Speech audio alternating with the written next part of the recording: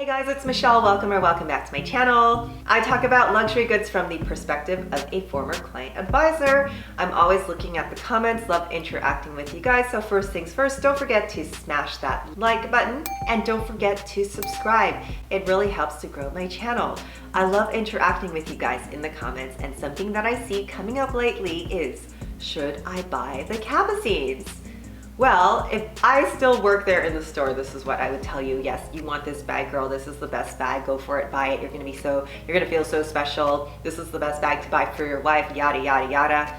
But now that I'm no longer in that role, I'm gonna tell you my honest opinion about why you should or should not be looking at the Capucines. So I am going to tell you my opinion of what I know about the Capucines, and having formerly worked from Vuitton, I will tell you what I really think about it. If you're going to go into the store and ask your sales associate, what do you think of the Capucines? Should I buy it?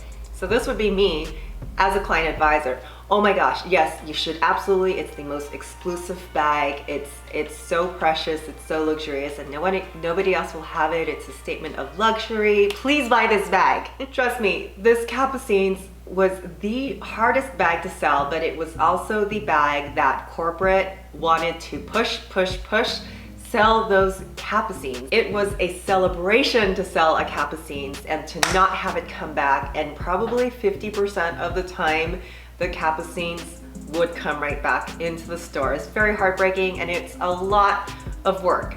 But anyhow, let me tell you a bit about the Capucines. So this Capucines appeared in Vuitton under the direction of Nicolas Ghesquière. He was successful in bringing the LV twist as the it girl bag a few years ago. Well, all of you know that Louis Vuitton is so famous for its monogrammed canvas, and Vuitton wants to retain that customer to also convert you to a high-end leather customer. So here we have the Capucines, which, other than exotics, is the highest end leather that you can purchase from Vuitton. So for the past few years, they have been trying to make this the it girl bag. I'm sure you've all seen the campaign with Emma Stone, and Emma Stone is fabulous, love her. But to me, she doesn't really represent the everyday woman. So I'm seeing a little disconnect. She's definitely high fashion, and I think Capucines falls in that high fashion category. Now, as you all know, if you've been shopping Vuitton, the price increases have made almost everything pretty much everything quite expensive. If you're going to look at the Capucines, you're going to drop about 5 grand. So that's like no drop in the bucket. The price of it has always been up there. So it's meant to be a little more exclusive, a little less accessible than some of your monogram canvas bags. And for that reason, if you can afford and rock a Capucines, that is gonna make you so special and luxurious. So that's the appeal they're trying to give this bag. Now let me tell you some other details of the bag that do make it special, and these were some selling points. Now the Capucines is made with Taurillon Leather, and that is one of the finest quality leathers you can find. It is only used by luxury houses. This is what is considered full grain leather, is that you can see the veining of the leather. This is not embossed, it's not a print.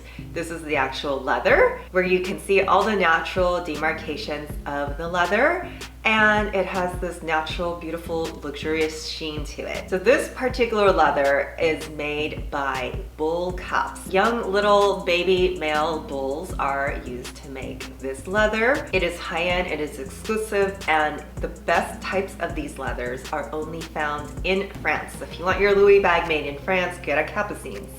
The reason why is the tannery, the experts who handle this type of leather are mainly found in France. This is also the leather that you will find in the Hermes collection. In their Hermes Clemence, or Clements is what their Taurillon leather is called. It is extremely durable. It is the most durable out of the calfskin leathers. And if you feel it, you'll feel it's a little thicker, and it's also heavier than some of the other leathers that you will find. Okay, so this is a huge selling point for the Capucines. I've only visited the factories in the US where they do not make the capucines, so I cannot actually see how they make this bag. Louis Vuitton does tout that there's one artisan per bag, and honestly, spoiler, it's not true of the canvas bags. There is somewhat of an assembly line. For the capucines, this may be different, but actually I cannot confirm or deny. I would expect there be more attention to detail in the craftsmanship for the price of this bag. And if you do look at some of the hardware details, they do look more exquisite than what you would find on their lower price bags. Those are some of the selling points of this capucine. Now, some of my experience with the capucines, I did mention that this is a heavier leather.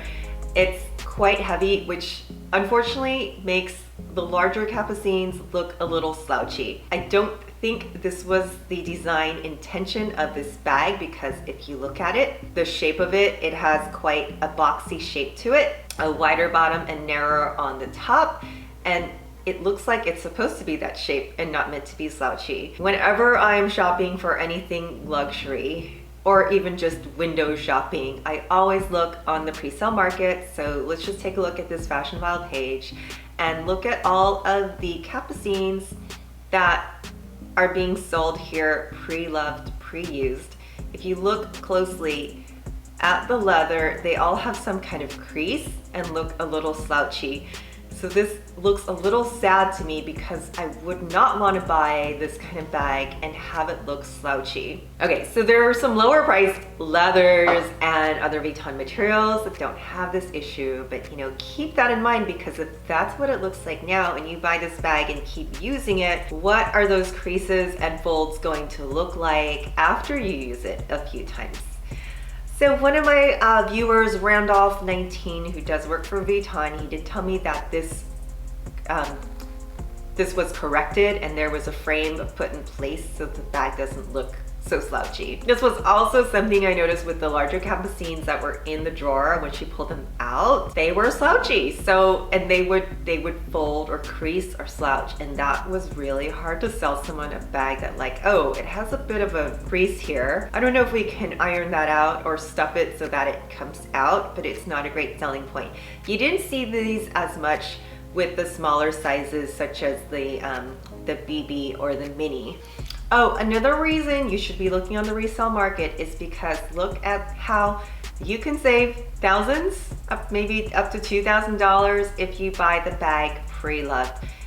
Strangely, this does not occur with monogram bags. The monogram pre-sale value actually has been going up and up, whereas some of the Vuitton leathers, the resale value actually comes down. So you might be able to find a deal, but you know, for that reason, if you are considering this bag full price in the store, just look here first, and also look at how the bag wears. So I'm not happy about how this bag wears, to tell you the truth, to be honest. Now, another thing I noticed about this bag, which was why people don't like it or were confused, was that the closure is extremely confusing. It is just one big flap, or I don't even know what to call it. It's not even really a flap, but it doesn't flap over the bag, like over the bag, which some people think it does because it has that little fleur button there, but no, it's supposed to actually just tuck inside, much like the Miss Dior bag, where it just tucks and covers your stuff, but it doesn't really fully close. That was always very strange to me, that this flap, it just didn't really go anywhere. It didn't seem to really close magnetically. It was just this strange flap that was also very heavy.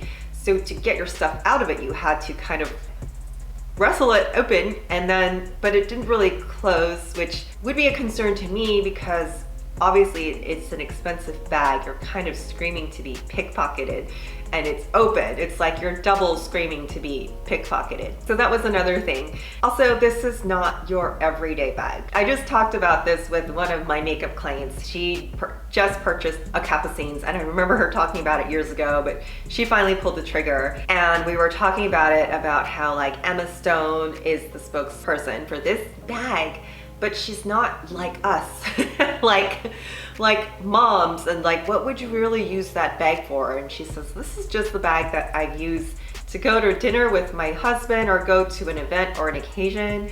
to show it off, and that's it, because actually it really doesn't fit that much either, and the bag itself is quite heavy.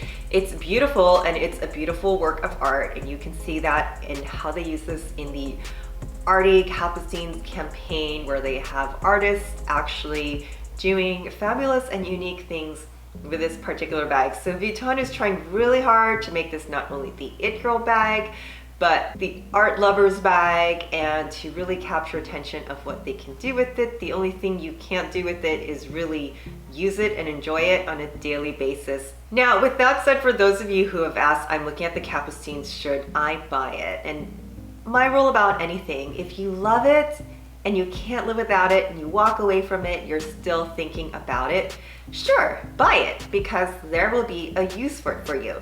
But if you walk away and you're still thinking, should I buy it? It's a really high price ticket item.